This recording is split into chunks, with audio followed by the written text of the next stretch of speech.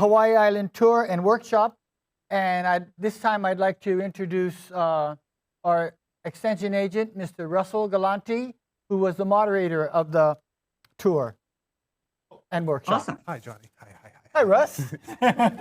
Here he is. Oh, awesome. So Russell, before we get started, can you tell us how many possible climate zones that you actually drove your guests through to the different parts of the island for the tour? Let's see. So we hit Waimea, right? Waimea down to Hilo, up into Kurtistown. I'd say probably like 4 or 5 different unique growing areas, and we didn't even get into Kona Side, Ocean View, Volcano, Kalapana. Yeah, it's a big island with diverse growing conditions. So maybe next year we'll dive into some other areas. Cool. So are you going to share with us the great tour video? I think we are, yeah. So we can roll on to the video. This year's HFNA event on the Big Island of Hawaii was titled Ho'olaulea, Festooning Hawaiian Style. Attendees enjoyed 2 full days of programming, including a nursery tour, design program, workshop, and culminating with a final aloha dinner to complete this amazing floral experience.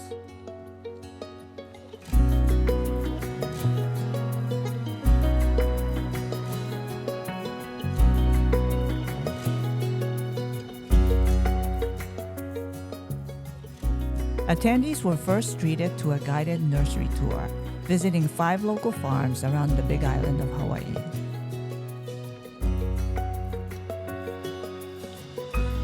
Our first stop was Orchid People of Hawaii, a farm specializing in beautiful cymbidium orchids for both cut flower and potted plant production. Yeah, my name is Gordon Inouye. I'm the Big Island Director for the Hawaii Floriculture and Nursery Association. And Eric Tanoe, of course, is our president. He's a leader of the pack. We just try and help him out in whatever we do. And we appreciate the fact that the Orchid People, Jennifer, and I can't remember your name. Bob. Bob. Aloha. Aloha. Thank you for being willing to participate in this. We understand that you have some exciting things here. Please take the role here and go for it. Thank you. Welcome, everyone. I'm Jennifer Snyder. This is my husband, Bob Harris. This is our nursery, Orchid People. We love it. We have a wonderful time. It's seasonal. We're just coming into flower now. We're all in bloom. In bud. In bud, and it's just beginning. Feel free to walk around, but just by way down. of explanation, we do both cut flower and potted plant. And it's about 50-50. The seasons are a little bit different because a lot of the potted plants are warm-tolerant varieties that we've developed. When I first moved here, I only knew about the cool weather ones from California, and I had to have them up here at elevation. But then I went to an orchid club meeting and I met some people who had some warm-tolerant ones, and so then I started hybridizing. Warm-tolerant ones. Jennifer does all the cut flower I do work. all the cut flower work. Bob does the breeding. And I do the growing and the chemicals and all of that. But once it's got a flower on it, you talk to Jennifer. So we have And that's how we keep peace in the family. on the far side, on the front and the back is our breeding area. So when you think of a cymbidium, it comes from the lower Himalayas, Burma, and Thailand. So the cool ones are the big ones right here that take a day-night difference of temperature of about 30 degrees. 20, 30. So we have that up here. Kula has that, and so does Volcano. So the ones from Bangkok are kind of spindly, but they take heat. So we bred the 2 together. So the ones you see that are on that first bench, those halfway down, those are the intermediate ones that we create, that are warm tolerant. Some of the breeding work that we've done on the cooler weather ones is to get ones that bloom earlier in the year. So we actually run up against the New Zealand product, and their stuff is maybe $4 or $5 a flower, and we're at about $2.50 a flower. And so what we try and do is extend our growing season into the summer. Awesome. And that's part of what we've done. Of course, we don't have anywhere near. If you came in here in June, these benches are empty. People walk in here and go, "Are you going out of business?" Everything's outside. Everything's outside waiting, and then we start counting buds, and then we start bringing them all in. So we've got 4 more greenhouses across town for all the keikis. So that's why you don't see any little ones here. And that's principally because the other side of town has less cloud cover, more sun. More sun is more energy. More energy means feed and water more, grow faster. So we try and grow the young plants as fast as possible. And then these ones like cooler, wetter, damper weather for spiking. Cut flowers are principally from October till the end of April, okay? The potted plant ones are August till about February, March. So they're slightly shifted seasonally off the other. And some of the warm tolerant ones we do sell for, people buy them as cut flowers, whatever. There's no restriction on it. The flowers don't last quite as long as the bigger ones. A lot of the bigger ones are polyploids, which means they have double or triple the chromosome number, so the flowers last longer. Aloha, my name's Allison. I'm with Grace Flowers Hawaii. I'm on the board for HFNA, which is the Hawaii Floriculture Nursery Association. And I'm here with Jennifer Snyder, Orchid People. And Bob Harris also. Also orchid people. Yeah. So we just want to talk a little bit about orchids. I wanted to ask you guys some questions. We thought we'd start with talking to you guys about your breeding of warm tolerance cymbidiums. There are certain species of cymbidiums that are known for having warm tolerance growing in subtropical regions in Asia. And once we identified those, we started breeding along those lines by combining those warm tolerant ones with some of the cooler ones that had more color and had more shape and more form and were more interesting than some of the warm tolerant ones. And so over the past 15 years, we've been developing our own line of warm tolerant cymbidiums. And some of those have fragrance. Some of them have fragrance, although usually fragrance shortens the lifespan of the flower. Yeah, I've noticed that not just in cymbidiums, But that in seems many to me things. seems to be the case. And Jen, you do cuts. So Jen and I work a lot together because I love her flowers. In this You do season, yours. we have all colors. It's gorgeous. Except for blue. No blue. No blue. Or purple. Well, some of them have a Purplish. maroonish, Yeah, purple. Yeah. I'd Cabernet. say it's a pretty wide spectrum of colors. Right. I really like the greens and the pinks. And the reds. And every year I kind of pick on a color and pollinate the heck out of it. And so Yeah. every year I have a lot of something coming. What color are you currently? I'm waiting for the oranges to come out of the lab. Because I did a bunch. There was a guy on the mainland who had some beautiful oranges, and I said, "Well, will you share backbulbs? Will you share pollen?" No. So I said, "Well, that's it. I'm breeding a heck out of them." I really like you do a yellow, and it's almost completely yellow. It almost looks like a daffodil. It's gorgeous. It's bright. Yeah, it's really it's pop. When it's a pure color like that with no red or anything in it, it's called an alba, Okay. meaning that it's not an albino, but it's just absent the red pigment. Yeah, and that's pretty uncommon in cymbidiums. No, there are green ones, and there are yellow ones, and there are white ones that are albas. Okay. Those three colors are the albas. It seems like it's more common though when the part of it has a little bit of that burgundy. Yeah, that's more common, and quite a few people like them. And in some cases, I really like them if they have a really dark lip with a nice light color to get the contrast. Okay. Yeah. I mean, the contrast.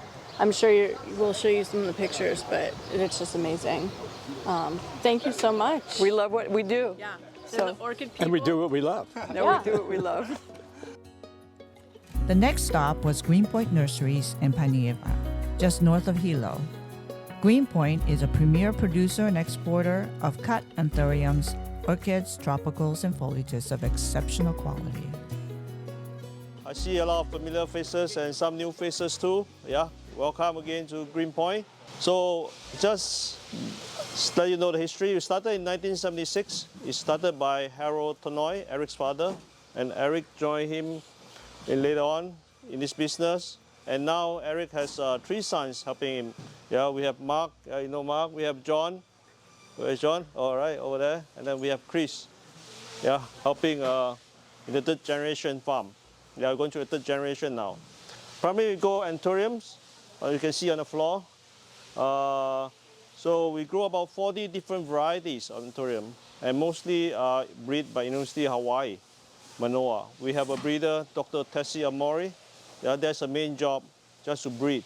Okay, every day she wake up, she'll think what to make.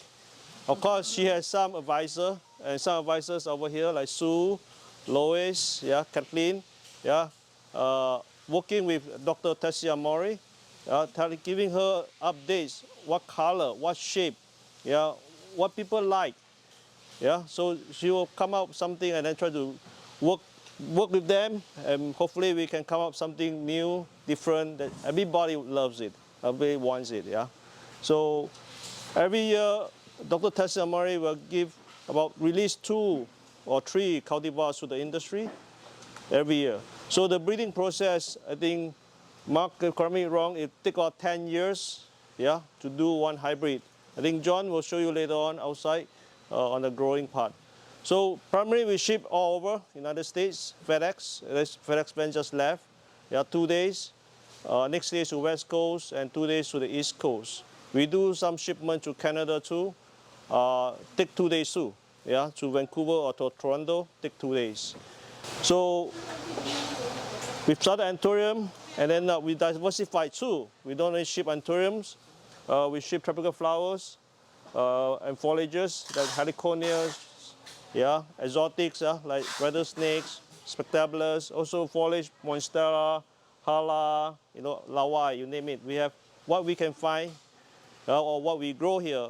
Yeah, we'll clean it and then we'll ship it for you. So right now, what she's doing is single layer pack.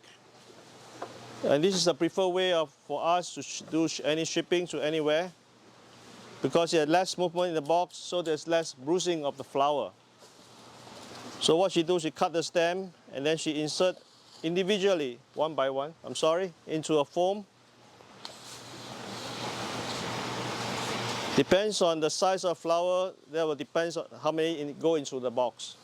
Yeah, for large flowers, maybe about 60.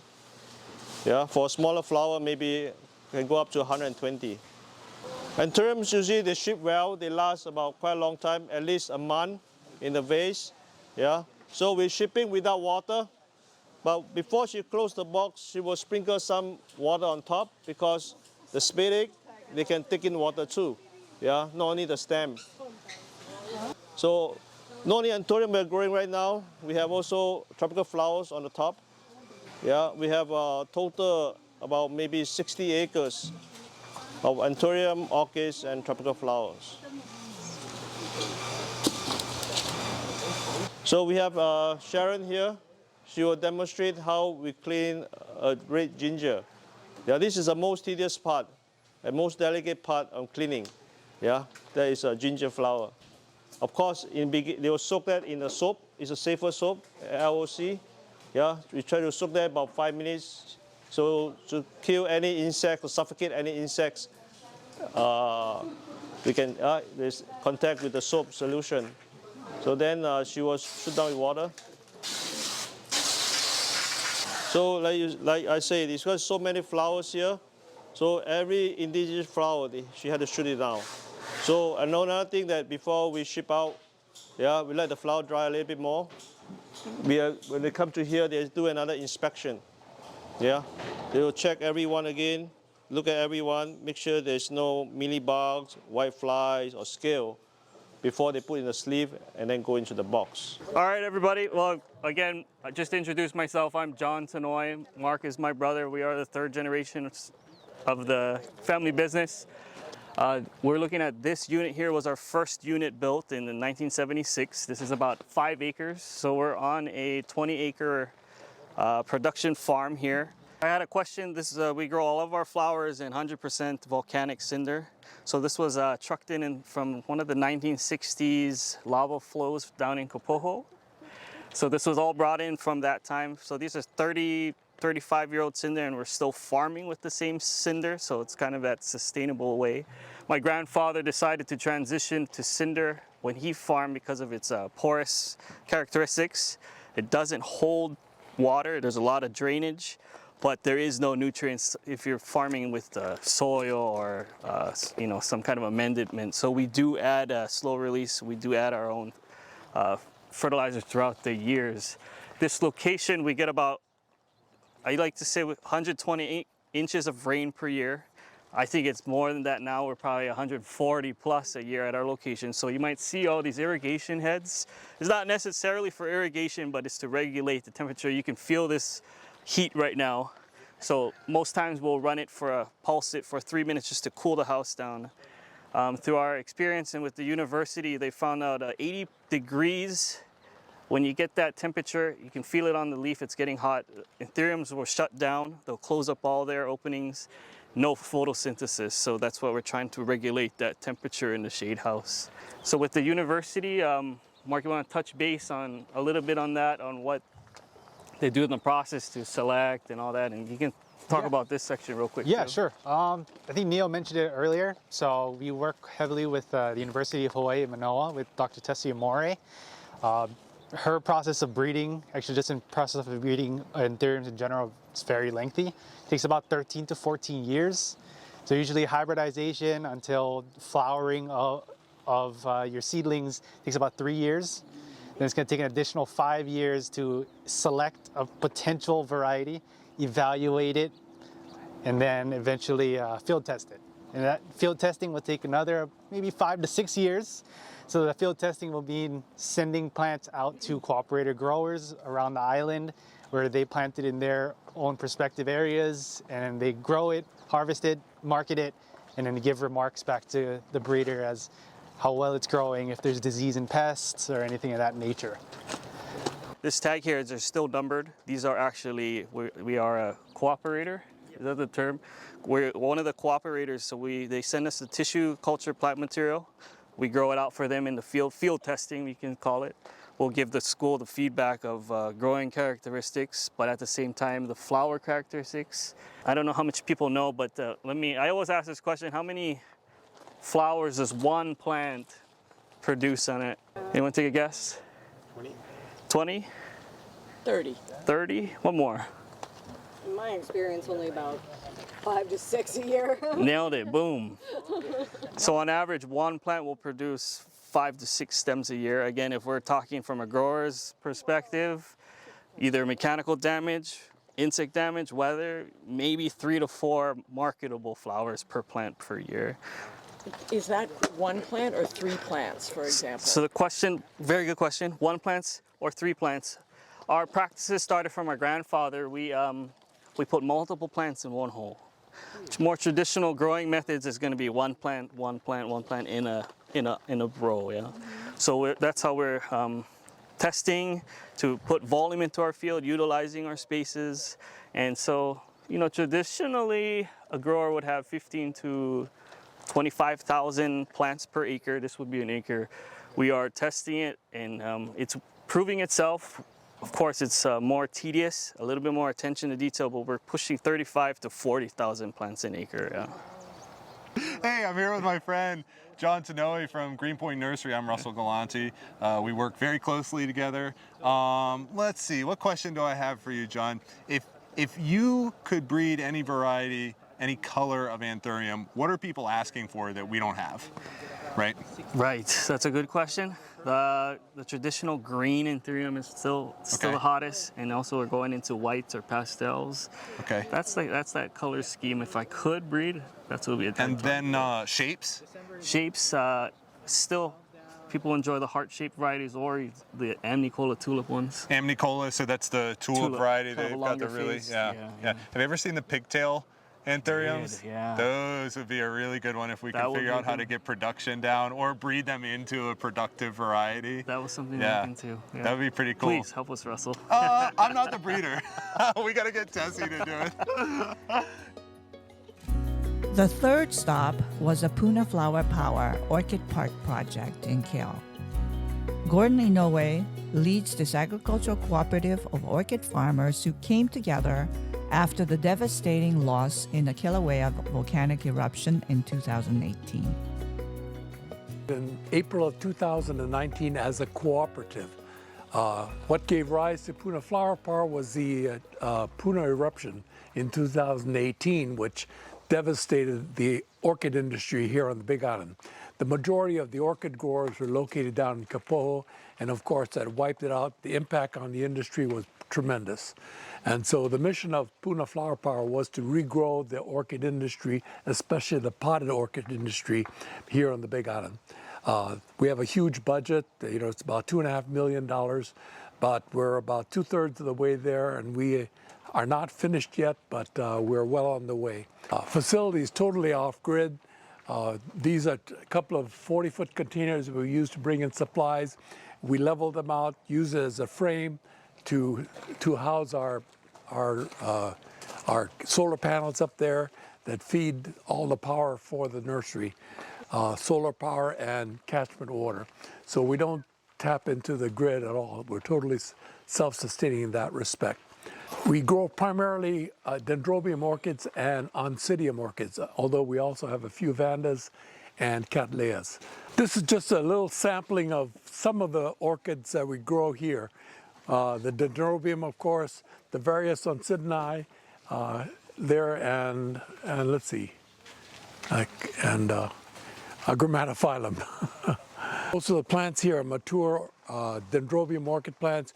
You don't see very many in bloom because we ship potted orchids. The dendrobium orchids are a 2-year crop.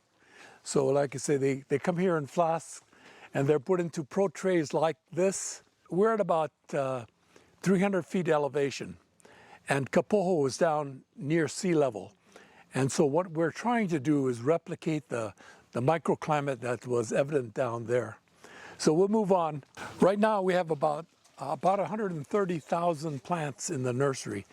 Our goal and capacity is about 300,000 plants that we can turn over on a regular basis with the 3 greenhouses. So right now we need to more than double our inventory, but we're going to do that over the next 12 to 18 months. Where are you getting your flasks from? Right now all of our flasks are coming from Thailand.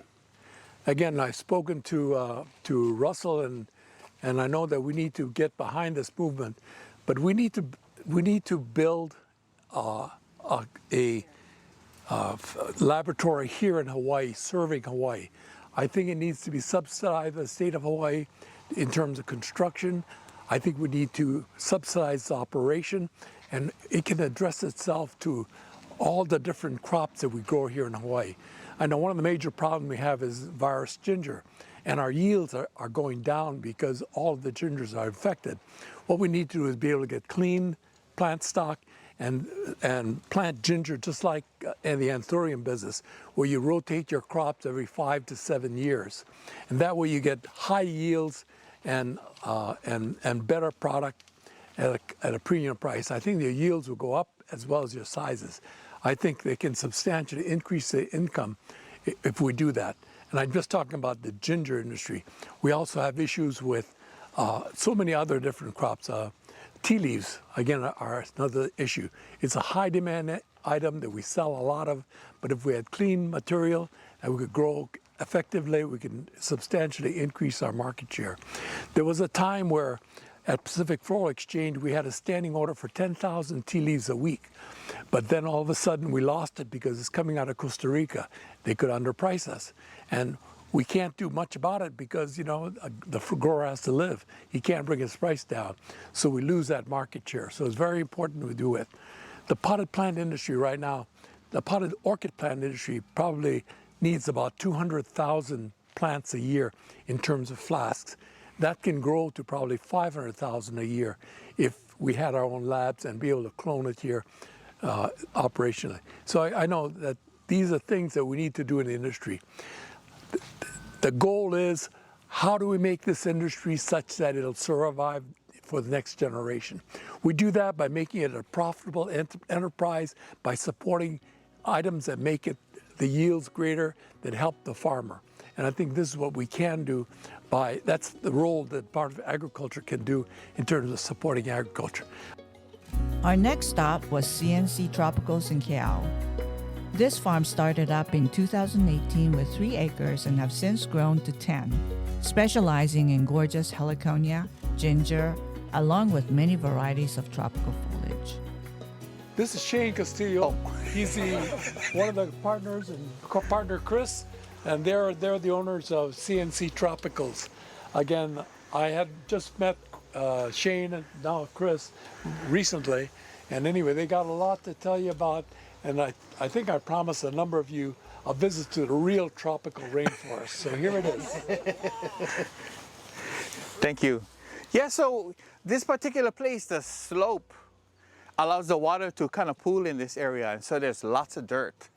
And heliconias, they love dirt. They do their best during the summer because there's lots of water. The water comes down from the sides, they come down. It's real great. There's lots to see. This was our first area, and this area, imagine it, this tree was about this high, and there was bushes. We had to use this chainsaw type weed whacker, and that's how we cut our way through here. And then finally we got a machine in here, but it's about 5 years now, and we've been working hard every day. It's not a easy task to keep up because slugs, ants, the weeds are a constant. But so we've actually got a few different type of agriculture practices in place. So where we intercrop, we do some border cropping just for pest management. We do have different types of studies actually. So you'll see flags here and there. We also have lots of different testing going on, because we need to find out. There's no written handbook, how to grow heliconias in Hawaii. You'll find it in Colombia, Ecuador. You have something on the University of Hawaii. They'll have some kind of pamphlet, but there's no, this is how you do it. So a lot of it is trial and error. So you'll see some of our scenaria, eucalyptus. We have citrifolia as well. The trees are now maybe 40, 50 feet. So with this information and data, we're looking at, okay, this grows great in this area, so let's plant a little bit more of it. So you'll see a little bit of each. So let's get this tour started. So this is a funny story. I often wondered, where did the hula tea leaves come from? I thought there was a variety of tea leaves that you had hula-sized tea leaves. I didn't know if you let the plants grow a little bit longer, and the leaves get a little bit longer. And so here we do a little bit of hula-sized tea leaves, just for that small special group of florists that call and say, hey, I really need those really big ones. Yeah. So we also have different kinds of tea leaves. This variety in particular is long stem. You want something with a longer stem. When it's short, then it's kind of hard to play with. So we look for things that will help the florist with their design. This in particular can last 4 weeks in water without changing color. You guys can touch whatever you guys want to touch. Touch the plant. Smell the plant. Broke a piece, put it in your pocket. Because it grows from cuttings. Did you guys grow that one from seed? Yep. How long ago did you plant the one? That is about 4 years already. It's happy as. Yeah, we're trying to see, because the information I got, this needed to be dry. But Yeah, I've seen them in Hilo though, growing and landscaping and stuff. yeah, so not everything you read in a book is like perfect for where you're at. So I recommend try, especially, you know, florists. Go to the store, pick up a couple plants, Home Depot, grow your own, try and see. You never know. This is the big one. But how to keep them small is constantly cut them. Because if not, those things will take off. Monsters. Some days I woke up and I said, what did I do? What did I get myself into? This is crazy. So we're constantly planting, we're building more greenhouses, we do vegetable farming, we do fruit farming, we diversify. Right now we're concentrating on the guavas. So we got about 7 acres of guavas. commercial guava. So, You cannot find guava jam anywhere right now. you know, we were hoping for more of a guava wine. Oh, really? Yeah, something, maybe even a guava mead or something of that. Yeah, something along that lines to just diversify. I've always wanted an olive farm. So would be Hawaii pressed olive oil. But we'll see what happens. The flower industry is a little bit appealing at the moment. All right, I got a question Yeah. for you. I'm not a small man. How in the heck do you harvest this stuff getting through there? I mean, I'm looking at the density of some of these plants. How do you just go through the middle? What do you do? You would be surprised. Our oldest employee is 82 years old. Yeah. And he's a short Filipino man, and he weaves through these heliconias like. Okay. I'm Alberto with the College of Tropical Agriculture and Human Resources, CITAR. Have Shane from CNC Tropicals. Shane, thank you for all your hard work creating this beautiful farm. What do you think are the biggest challenges as a tropical cut flower grower here in Hawaii? There's several things. I don't have too much time to highlight on all this, all the issues, but some of the major ones could be, not could be, are pest management. So post and pre-harvest treatments, because you know flowers, they have to be clean. They have to be LFA, little fire ant free. You cannot have any diseases. So there's quite a few things that make it a little bit more complicated. And so it's not like you just cut the flower and you put it in a box and you just put a stamp on it or a label and say, okay, it's gonna. That's one of the challenges. The other challenge is, looking at what's available, because there's only certain places where we can find rootstock, and so. Oh, what is available for you to grow? To grow. Okay. And so we pretty much every farm you'll see just about the same thing, and so would be nice to have a little bit more variety, so to speak. Oh, so on that note, where do you see the market going to, like in terms of demand from designers and availability? I've noticed that there's quite a few florists that work out of home, which is a new concept for me. It's not necessarily the brick and mortar where you have a shop in downtown Hilo and someone opens up. It's still there. A lot of them are still there, but there are a lot of home florists, I like to call them. And as that need grows, the need for flowers grows. Okay. But the problem with that is the flower availability is not growing. Because they will just give up, or you disrupt the market, kind of? One is there are a lot of people who don't want to do farming. Oh, okay, yeah. And those that do have challenges as far as qualifying for certain leases. Yeah. Some of them lack experience. Some of them are they have families, and so farming is not as suitable as it was, where you could farm and you could make a living off of it. It really takes a commercial scale in order to really get off the ground and moving. And that gap is difficult to go through, right? Difficult, yeah. Yeah. A lot of blood, sweat, and tears. I think that's where the terminology came from. All right. Thank you. Well, thank you so much. I appreciate it. Thank you. Yeah. The fifth and final stop on the tour was Hilo Orchid Farm, Hawaii, a wholesale supplier of some of the best orchid plant selection.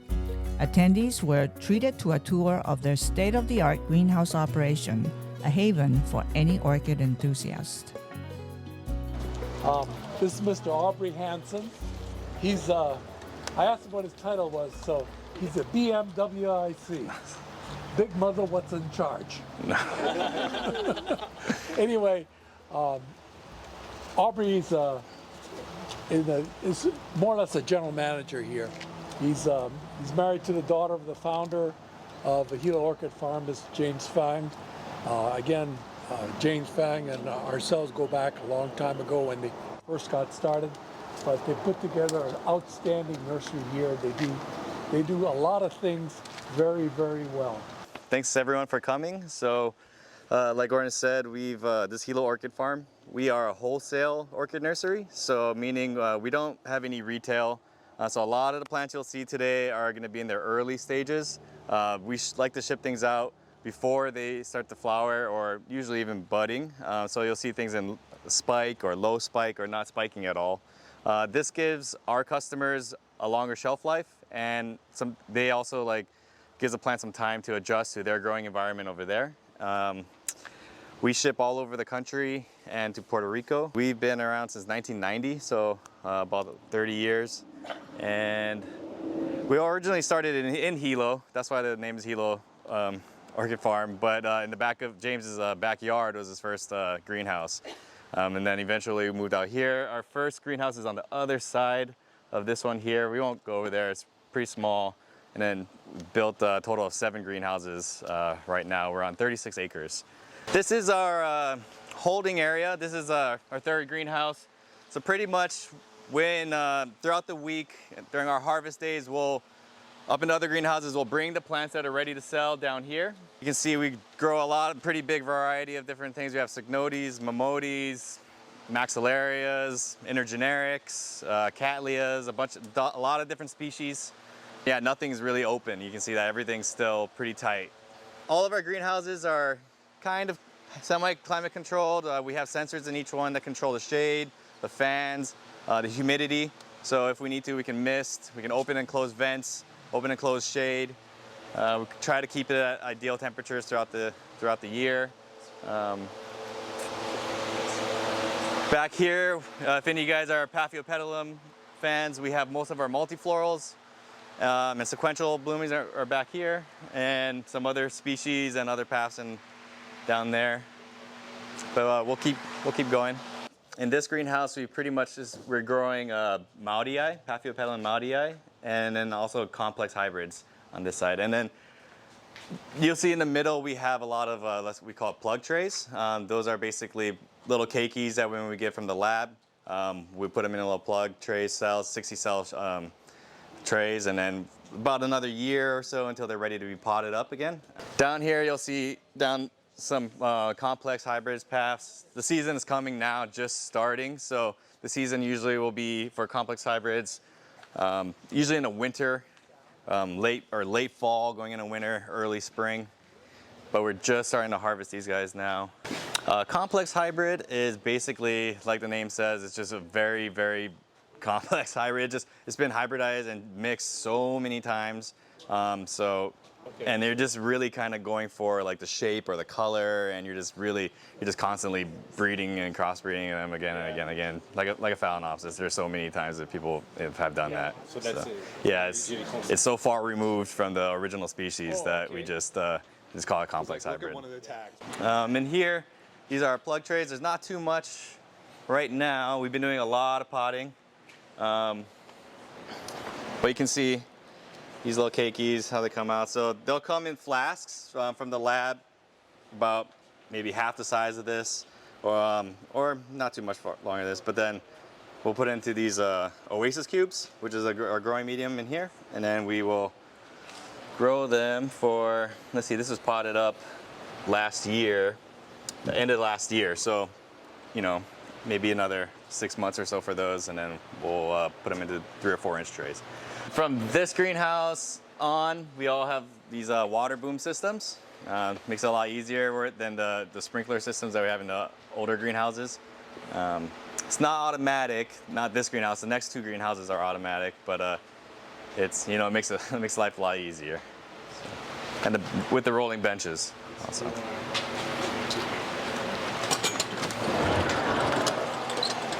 Yeah, what you saw down there in those plugs, we'll pot them up into these 4-inch pots here. This will probably be another year, 2 years until we sell it. So the total life cycle from when we send shoots over to the lab until we're able to sell it can be anywhere. It's about 5 years. We currently use 2 labs mostly. Mostly use 2 different labs in Thailand and Taiwan. Okay.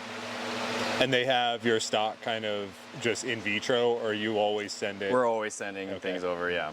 So we just constantly have things coming in and out. Things that you see like in these trays here is what we call lay trays. I'm not sure if too many people do it or not, but basically if they're not really ready yet for the plugs, we kind of lay it out with just some paper and let them develop the roots before we put them into the Oasis cubes, into the plugs. I guess a little thing, pretty much like 90% of the water we use is catchment based. So on all the roofs, this roof and the other greenhouse, all the water is funneled into the water tanks you see behind you. These are those 3 water tanks, then we got 2 more tanks below, and then we have a giant holding tank. So luckily we get a lot of rain up here. Hasn't been raining too much in the last few months, but we get some nice showers, and we have run through a filtration system, both a UV and a pass-through filtration system is what we use to water our plants. We have a ton of solar panels. We'll actually be building a new solar structure soon with about 60 or 54 new panels. We're not quite at 100%, but with that we will be well and above. Oh my gosh, with all that's involved here, that's amazing. The thing is we use all our energy up in the daytime. There's not too much going on at night, so it's a... Hi everyone, I'm James Keach. I'm the Ornamental Extension Agent for Kauai County, and with me I have Aubrey Hansen of Hilo Orchid Farm. Aubrey, can you tell us just a little bit about what the operation is like here? Yeah, so we are a wholesale orchid nursery, started in 1990. We do wholesale only, so meaning we ship to other nurseries around the country, and in Hawaii we don't really sell any kind of open flower, unfortunately, but our product goes to other growers who are able to finish the product and get it on the shelves. So I noticed you have some stuff that is a little bit more uncommon than what we normally see in kind of the orchid market. Is that stuff you develop or stuff that you source, or? Yeah, well, we do source a lot of the plants that we grow from all over the world. We do grow a lot of species on top of our normal intergenerics and Insidium. But yeah, we get things from all over the place, from Asia, from South America, a little bit in Europe too, but most of it is coming out of Asia and South America. But yeah, definitely getting things from all over the place. We do breed our own as well, so we do make some crosses ourselves. So you'll see some things you can only get here. Nice. Yeah, I know one thing, I've met James, the founder here, several times at the orchid judging events, and I know he is renowned for his lady slippers, his Paphiopedilums. Are you still growing a lot of those? Yeah, absolutely. Yeah, James he's considered one of the best path growers in the country.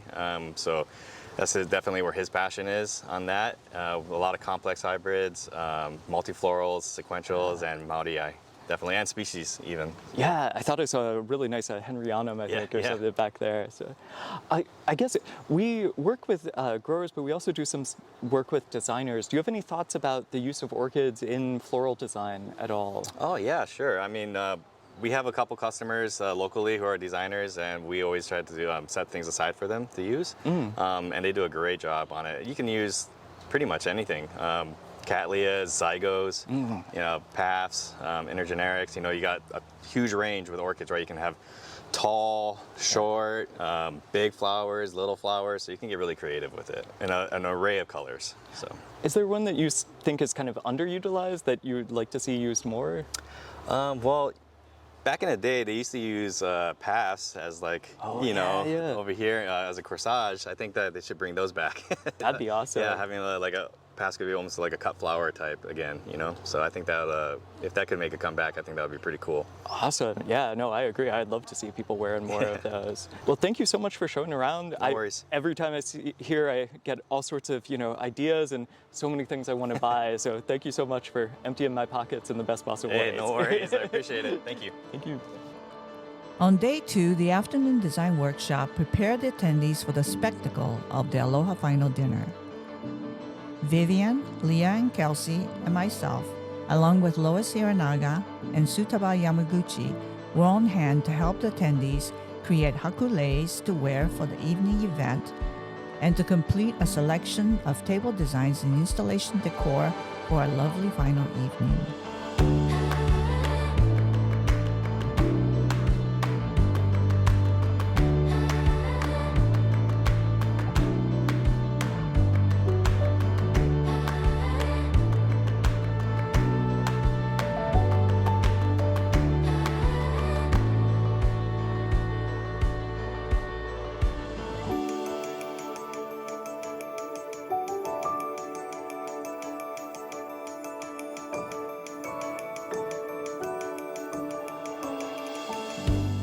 Thank you for watching our Big Island program. We enjoyed sharing the richness of Island's tropical products used in neotropical designs as well as in the careful blending of flowers in tropical nouveau design. We hope to see you at a future HFNA event on the beautiful islands of Hawaii.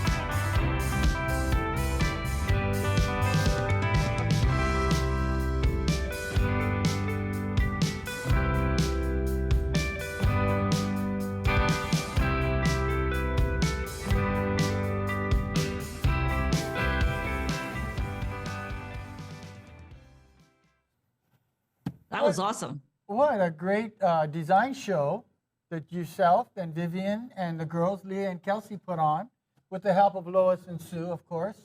That was wonderful. And then we had a great tour of all those my gosh, nurseries. yes. I've never seen so many orchid plants in my life. honestly. That was wonderful. And then a great workshop. Yeah. The attendees of the workshop, the participants, they were grinning from ear to ear. They were so happy with what they were doing and your educational portion of it and all the unbelievable product that they probably have not seen a lot of those products before in their whole life.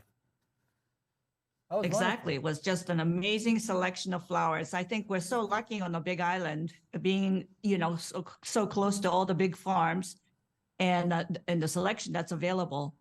And for the attendees to enjoy those, it's fabulous. So I have actually a question for Russell that I've been curious about myself, and that is, how many actual farms are there on the Big Island that grow flowers? Ooh, that's a tough one. I wouldn't say I could actually tell you how many farms exactly are there, and I'd be afraid to try to even guess. And I'm going to go ahead and do it anyways.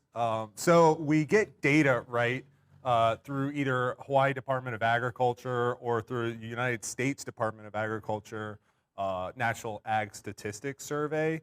And so we just got the 2022 results back. We get last year's in the current year. and there were 291 farm operations that reported sales over $10,000, right? The issues here are that they have to report it. They have to report sales of over $10,000. And so the known estimate that's from reported data is 291 farms across the state. Unfortunately, they don't delineate by island, but I could confidently say Big Island's probably a third of those.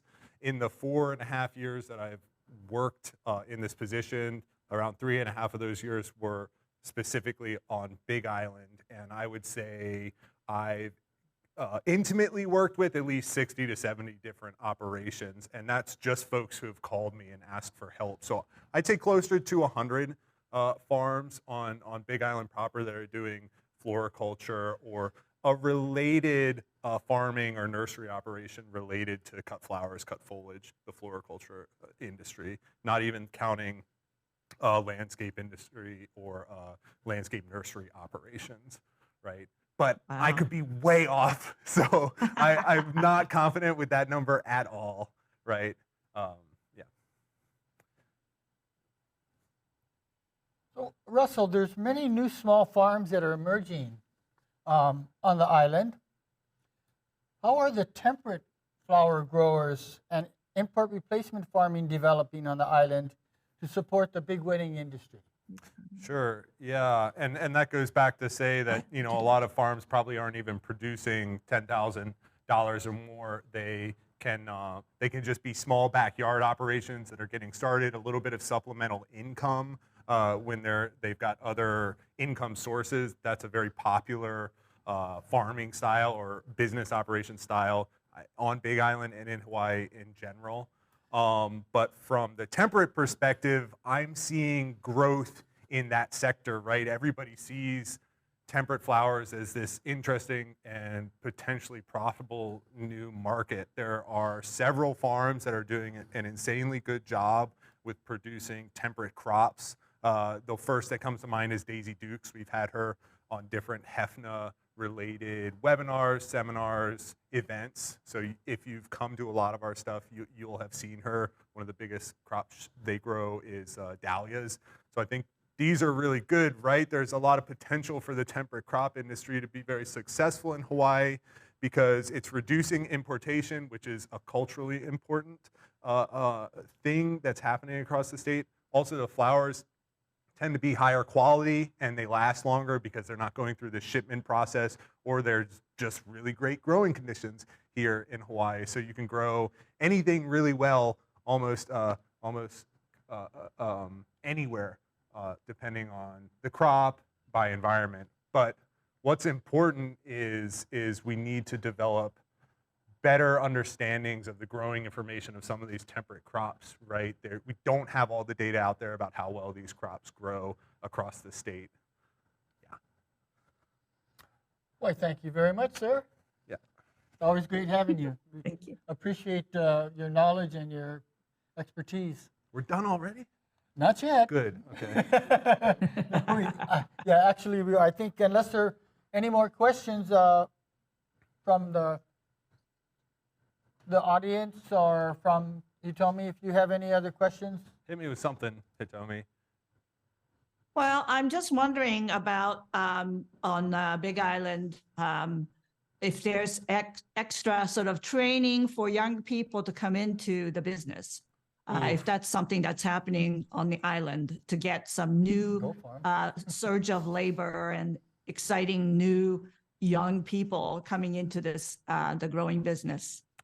There's not enough for the floriculture industry, unfortunately. So we've got Go Farm, which is a program through University of Hawaii to do farmer training, but they focus on vegetable edible crops, right? Because Hawaii is specifically putting a lot of money into food sovereignty and sustainability in the state. There is some interest to produce a floriculture avenue in that program. In fact, I used to work with Go Farms on Oahu, trialing temperate cut flowers. And part of that was working with and showing those temperate cut flower trials to Go Farm participants. And actually some of those growers that were being trained at that time took that and started growing temperate cut flowers as a crop that they were supplementing in when they were growing vegetable crops as well.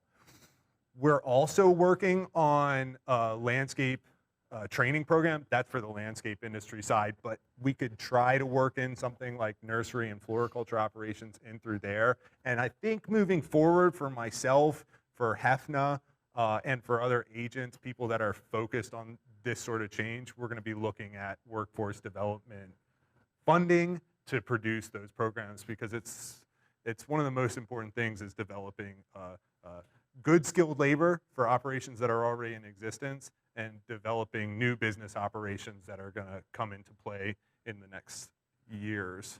So it's onwards and upwards, essentially, in that realm, right? And now you can also go to a regular four-year college program. There's several colleges in the University of Hawaii system that have horticulture and tropical agriculture programs. But whether or not they're going to specifically go into crop production is not known, right? Thank you, buddy. All right. Thanks, Thank you, Atomi. Good to Russell. see you. Awesome. Yes. Okay.